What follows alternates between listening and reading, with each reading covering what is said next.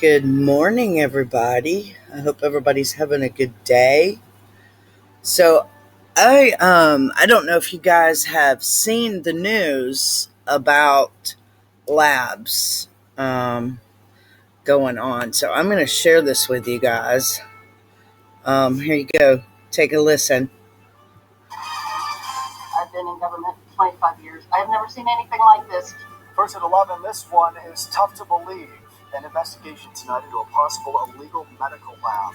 It was operating out of an abandoned warehouse in Reedley. Inside, mice bioengineered to incubate the COVID-19 virus. The lab was discovered near I and 9th Streets. 30 refrigerators and freezers, some broken, were found filled with bodily fluids. Health officials tell us they are shocked. The biological house of horror.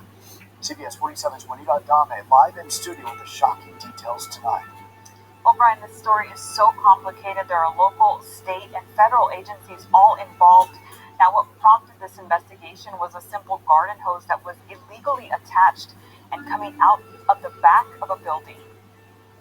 It was back in April inside this abandoned warehouse in Reedley that a discovery so shocking was made that it left local health officials stunned.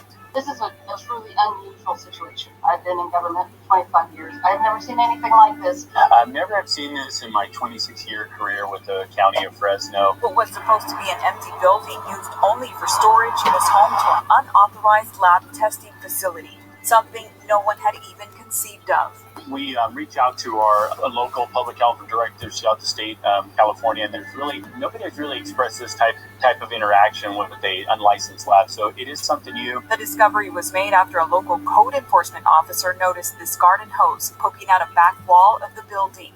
Okay. I just have to say, the garden hose, I think they had a tip. Obviously, they didn't. This is my opinion. They had to have been tipped off just because this garden hose was hanging out. I don't know. I guess maybe it is kind of an odd place, but yeah, it is in an odd place. But anyway, I don't know. If I was driving around, maybe I would notice that. I don't know, guys. Anyway.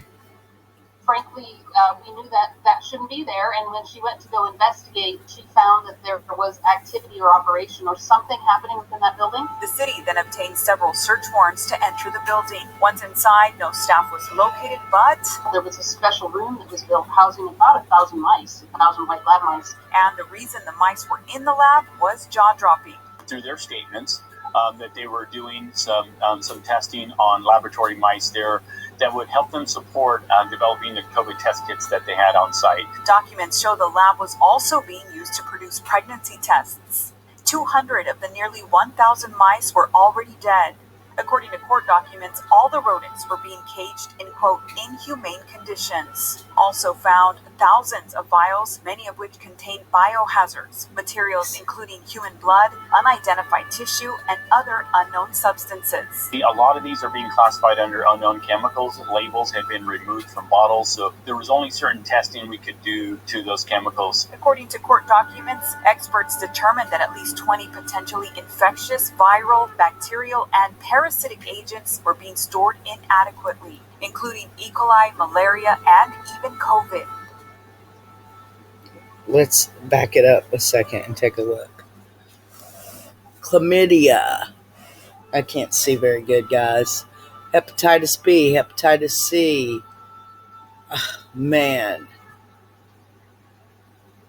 I mean, things I just can't even pronounce. So, I don't know, guys. Put a comment. What do you think? I'm gonna hold on a second, okay? Now we're gonna pause here because we know that this has happened, but let's see what the speaker says about it. So hold on, give me a second. Let me find it.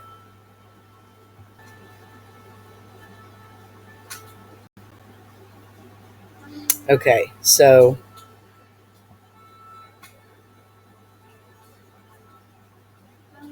you think you know Wix? Do you really? Sorry, gotta watch videos. First up, we've got shape video masks. You can use different shapes to create Okay, this is Speaker McCarthy, guys.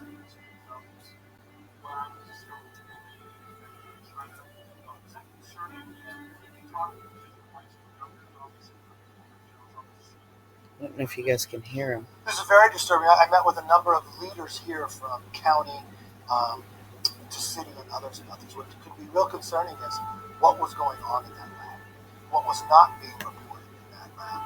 The funding of that lab is, I know the FBI is involved now as well. One of the first things I did becoming speaker was to create a select committee on China. I want to make sure it's bipartisan. I think one of the biggest things we have failed at through the years is we have not spoken with one voice. When you look at what's going on in our own soil, what's going on in our own background, here is a lab that is studying, doing things that they did not have the jurisdiction or policy performance to.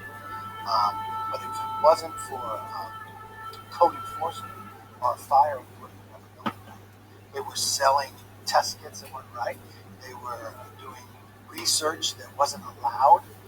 My concern is to get to the bottom of what happened here, but also look at where is this happening in other parts of this country as well. But I'm going to take this. Exactly. That's my thought. Where are the other labs? We know that's not the only one. In Georgia last month, there was a E. coli breakout at the Chattahoochee River. That's where I live in Georgia.